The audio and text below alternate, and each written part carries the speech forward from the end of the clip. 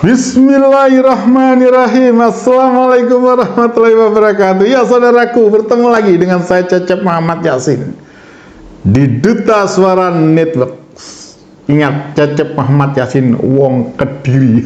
Oke saudaraku, sekarang kita buka lagi tentang pernyataan Ahok dan pernyataan Pak Sudirman Said berhubungan dengan penegakan hukum di Indonesia. Khususnya ini berbicara masalah kedudukan Pak Ahok sebagai komisaris utama Pertamina, dan waktu itu juga berkedudukan Bapak Sudirman Said sebagai menteri, kalau nggak salah, saya kurang tahu ya, Menteri Energi Sumber Daya dan Mineral ya, itu. Oke. Di sini keduanya menyatakan bahwa yang mereka takutkan, yang mereka katakan ada pergeseran atau gesekan di dalam masalah pertambangan ini pemain baru. Dan ini yang perlu kita waspadai dan perlu kita kawal supaya Pak Prabowo, presiden kita yang sedang membuka pintu pemberantasan korupsi, bukan main.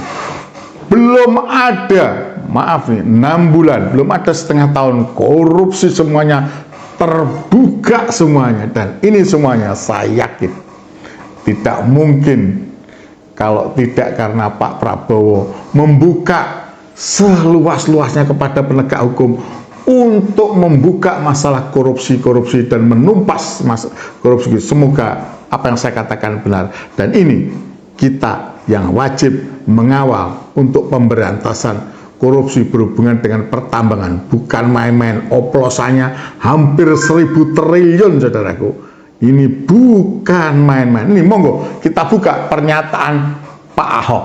Itu 1,6 juta. Makanya saya bilang, pemerintah saat ini kalau tidak mau memperlakukan e-katalog di LKPP pengadaan bahan migas, saya berani jamin cuma mau ganti pemain. Ada yang mau makan itu uang. Saya mau tegaskan seperti itu aja. Saya mesti ngomong jujur ya, banyak sekali pembangunan kilang itu salah. Termasuk kilang Balikpapan, kalau diperiksa banyak masuk penjara. Bagi saya sederhana, kalau pemerintah sekarang mau membereskan soal Pertamina, membereskan soal pengadaan, taruh di katalog RKPP. Kalau Anda tidak kasih, semua orang akan curiga Anda sedang mau ganti pemain. Kalau ini berlalu seperti ini, hanya ganti pemain. Kita tahu mau kasus PT Timah, mau siapa, kalau masih sama kejadiannya, Anda ganti pemain, pasti nggak undang. Jelaskan saudaraku, Pak Ahok mengatakan ganti, bisa jadi ini untuk jangan ganti pemain baru.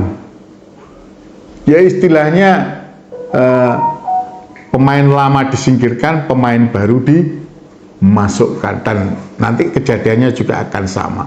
Pernyataan Pak Ahok ini atau Pak Basuki Cahayapurnama ini ternyata dikuatkan dengan pernyataan dari Pak Sudirman Said, adanya kemungkinan pemain baru masuk. Ini monggo saudaraku, buka.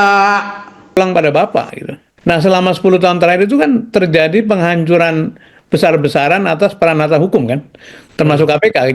Jadi para pihak yang punya kepentingan untuk bermain itu seperti merasa mendapatkan satu suasana yang memungkinkan ini modus lama dengan pemain yang baru. Ini jangan sampai ini sekarang menjadi satu ritual 5 tahunan, apalagi kalau ujungnya adalah ya ganti setup aja. Oke, saudaraku, sudah jenengan dengar semua apa kata Pak Basuki Cahayapurnama alias Pak Ahok. Saya bukan pendukungnya Pak Ahok loh, tapi saya menghormati orang yang sedang membuka fakta, dan kita perlu dukung Pak Ahok. Saya tidak pernah ada kebencian. Ada orang mengatakan saya benci Pak Ahok, bukan. Saya membenci apa yang dikatakan oleh Pak Ahok saat itu. Tapi berhubungan dengan pribadi, saya tidak ada benci dengan Pak Ahok. Begitu juga terhadap Jokowi. Yang saya benci adalah kebijakannya yang tidak pro rakyat. Dan ini apa yang disampaikan oleh Pak Ahok tentang pergantian pemain dan apa yang disampaikan oleh Pak Sudirman Said adanya pemain, dan ini perlu kita waspadai dan perlu kita kawal.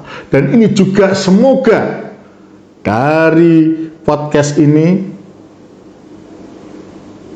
monolog ini semoga Pak Prabowo Presiden kita mendengarkan, sehingga sesuai apa yang disampaikan oleh Pak Mahfud MD yang mengatakan dalam pokok, Pak Abraham Samad, mantan ketua KPK mengatakan kalau pertambangan kita dijaga dengan baik dan benar, insya Allah setiap warga negara tidak perlu bekerja akan mendapat 20 juta, bukan main.